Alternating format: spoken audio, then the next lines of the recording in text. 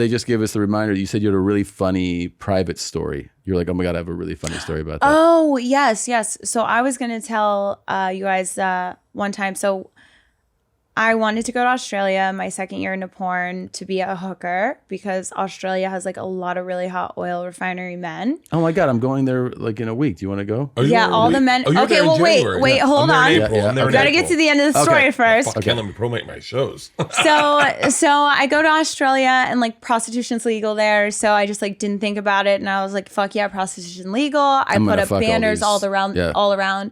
I stayed there for an entire month just touring different cities. Like I was literally seeing 6 to 9 guys a day. And I was having a blast while doing it. I leave, made a fuck ton of money. And 2 years later, I go back because I want to go just on vacation right? Yeah. With my boyfriend at the time. Yeah. So I go, and as soon as I go through customs, my thing wasn't scanning, right? So they were like, oh, you just need to go walk to this area and maybe it'll scan. So as I'm walking to this area, one of the Border Patrol comes up to me and she's like, hi, do you have a return ticket home? And I was like, yeah, I do. And my dumb ass, she was like, well, where is it? My dumb ass only had a digital copy. So I take my phone and I put in my code. And as soon as I put in my code, she snatched my phone. 4 men scooped me up. I got interrogated for 8 hours. They thought I was being sexually trafficked, and they had an ad from the last time I was there. So I would have like good cop, bad cop. I would have like one like crazy, a little heavier woman would come in and she would make me cry, and she was terrible. And she went through my phone and like, for instance, I went to a Yeezy concert when I was like 19 and I put a Xanax pill in my mouth and I took a picture of it on my Snapchat, right? And she pulled up that showing picture. You that?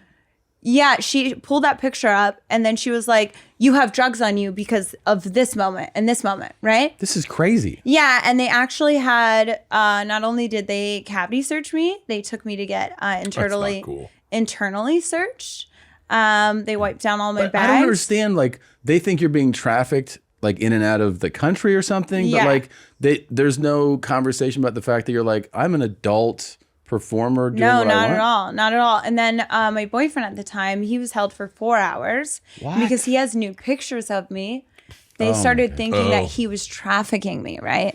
But the craziest thing is, so after this 8 hours of interrogation, they decide to be like, okay, well, we can't really hold you on anything besides the simple fact that like we do have proof that you had escorted through an ad here prior and you can't. So it's not going to go on your record, but you have to be sent to a detention center until you can get on a flight home. What? So 8 hours after being interrogated, it's a small little room, and Australia Border Patrol is ridiculous. They also have a sign that when you enter into their border patrol, they have the right to film you. So a lot of my interrogation was being filmed for a TV show. For a TV show? Yeah, because that's their #1 show in Australia. Okay. So I'm like hysterically crying. And at the time, like it wasn't like you couldn't announce that you were hooking or anything like that. Now, here's my pitch. And if Wait. No. I have the most brilliant idea ever. But she's not done with the story. Yeah, let me get to the end. Second. Okay. If you're in Australia right now, make prostitution pictures of Tom Segura and put them all over Australia as if he's coming down there to hook. They will not let you in. It'll be wild for you. Cover Australia with pictures of Tom shirtless. If you want to fuck me, call He has no idea what he's in for. And then when They're he crazy. flies out of Australia, they're going to be like, pull him in, full body cavity search. Yes. Finish your story. Your story. So then they took me to the detention center, and it was literally like I had to carry a rolled up mattress and sheets, and I was wearing prison clothes, and they put me in a detention center with men and women, and it was just me and 5 men. So I stayed there overnight, and I was allowed to get 1 phone call. So I wanted to call my boyfriend at the time to tell him like, hey, this is the flight I'm flying back on tomorrow. And he didn't answer because it was an Australia number. So I was like crying and I was hysterical. And the guy looks back at me and he's like, there's a shift change. So maybe when the shift change happens, you can come back and ask for another call. So the shift change happens. I go back to get another call and I walk in and the guy who's giving me the phone goes, oh my God, Adriana Chechik, how are you? And I was like, I'm good. What's up? And he was like, you don't remember me? And I was like, no.